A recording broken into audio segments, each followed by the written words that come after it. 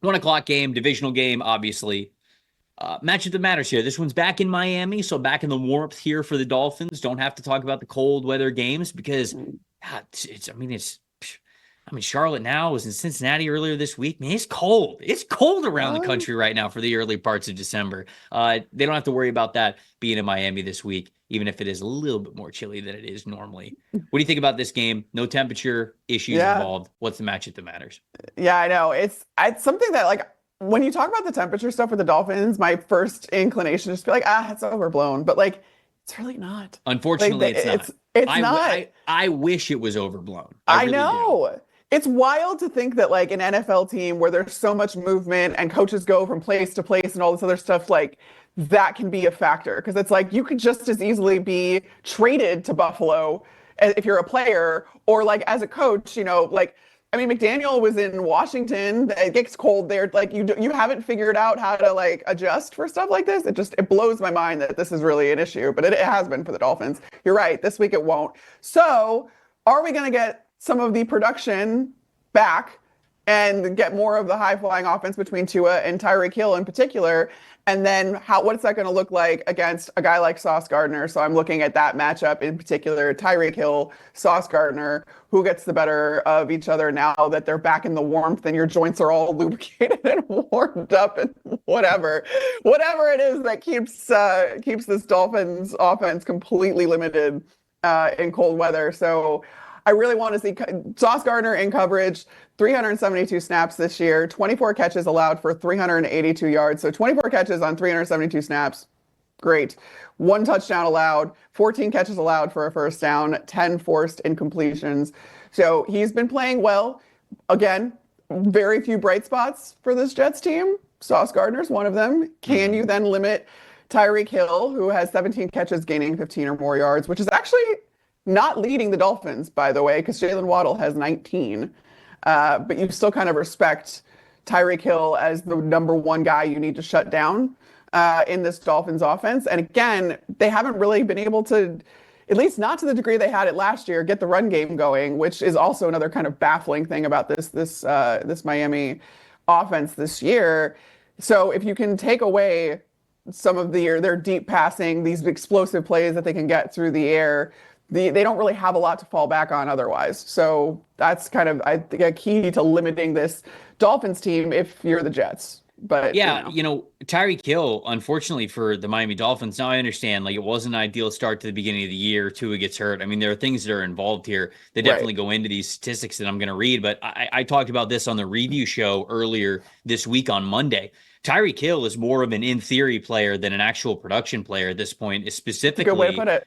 When it comes to first half production. I was floored at how they are not able to get Tyreek Hill the football, or at least get him the football in advantageous situations, because they give him screens. But listen to these numbers. Anybody listen on Monday, these are sort of the same numbers, because I think it's a really important point for this game as well.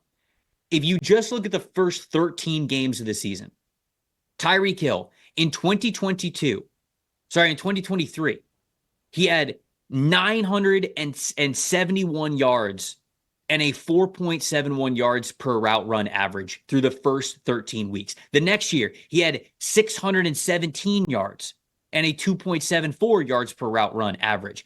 This year, through 13 games in the first half, he only has 251 total receiving yards through 13 weeks, 13 first halves. He only has 251 receiving yards compared to over 600 last year and over 900 the year before. That's crazy. They're not able to get... That's also wild, because, like, on the year, he has 227 yards after the catch, which makes up like an overwhelming then amount of his receiving yards. They cannot get him the ball in the first half. They just cannot get him the ball in the first half, and it continues to be an issue, and it's going to be a major issue. And I wonder if they can get it fixed here this week, because you mentioned Sauce Gardner. Don't think he's a bad football player at all whatsoever, but the Jets corners have struggled this season. So I wonder if this is sort of the get-right game for them. Situational football, I think, matters a lot for this. Shout out to Dave Salfaro, who helped us get this by researching a lot of these numbers here. Third and fourth down conversions for these teams. It really is two teams that are sort of middle of the pack, more second half of, like, lower half of the NFL. Jets on third down conversions and fourth down conversions. They're 21st in the NFL at 39.5%. Dolphins just 39.9. They're 17th in the NFL. Then it comes to red zone efficiency. Jets 51.3% in the red zone. So when we talk about success in the red zone, it's not just scoring a field goal. It's exclusively scoring a touchdown once you get into the red zone. So they do that 51.3% of the time, which is tied for 22nd. Dolphins right around that number as well, 53.8%, tied for 17th. So both of these teams, very similar to each other in how they convert third and fourth downs, how they convert in the red zone. Those are normally true X factors of like, well, who converted in the red zone? Well, who was better on third down? With both of these teams being as even as they are, whoever sort of comes out on top, I think in one of those two categories, maybe both of those categories, to me, ends up winning this football game. So situational football to me is the matchup that matters between these two offenses. What's a plus factor you got for this game? Yeah, that was my plus factor, was the situational football. And then if you go even further and talk about goal-to-go situations, the Jets actually have the edge. They're top 10 in goal-to-go percentage and converting into a touchdown, which makes sense. I think 80% every time they get inside the 10-yard line, they end up with a touchdown, which again is what you should do. But then the Dolphins, they rank 22nd in the league at just 69.57% in goal-to-go situations, which is just really for the amount of weapons that you have, and you have Tua back now. I mean, these are season totals, so I'm sure it's gotten a little bit better since Tua's been back in the lineup, but there's no excuse to go up and down the field and then not be able to punch it in, especially from inside the 10. So that's where the scoring production comes in. That's where this all ends up mattering. And you're right, both of these teams are kind of lower first half of the league, if not downright like bottom third in some of these cases. And that's kind of going to be the difference here. Chop Robinson's the plus factor for me for the the Miami Dolphins, because Dalton did a great job of pointing this out when we were doing the review show this past Monday.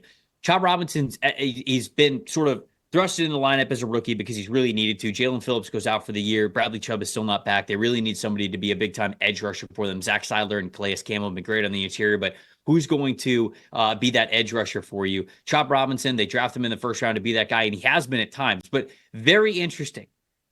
When rushing from the right side of the line of scrimmage over the last 5 weeks, so I'm going off of the last 5 weeks when he's had larger sample sizes. When rushing from the right side of the line of scrimmage, 63.9 pass rush grade. When rushing from the left side, a 90.5 pass rush grade.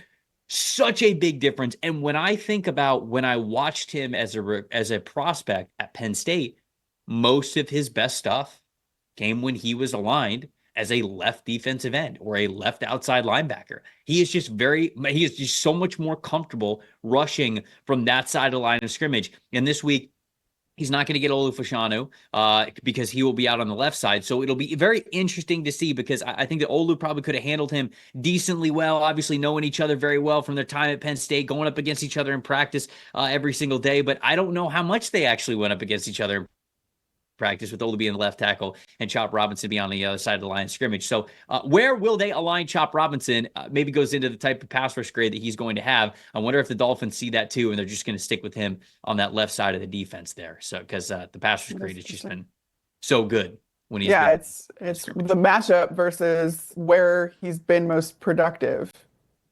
Right. Like that push-pull between those two things. That's right. And I mean, you're going up against a vet. You're going up against Morgan Moses. So yeah. We'll see. We will see. We will see how it plays out. Thanks for watching, everybody. Make sure you like and subscribe the video. And if you don't have a PFF Plus subscription, you can get one to see all the premium stats that we talked about here on the show, plus the expert betting and fantasy advice over at subscribe.pff.com. The description is also right below. So if you are not a PFF Plus subscriber, you can become one today.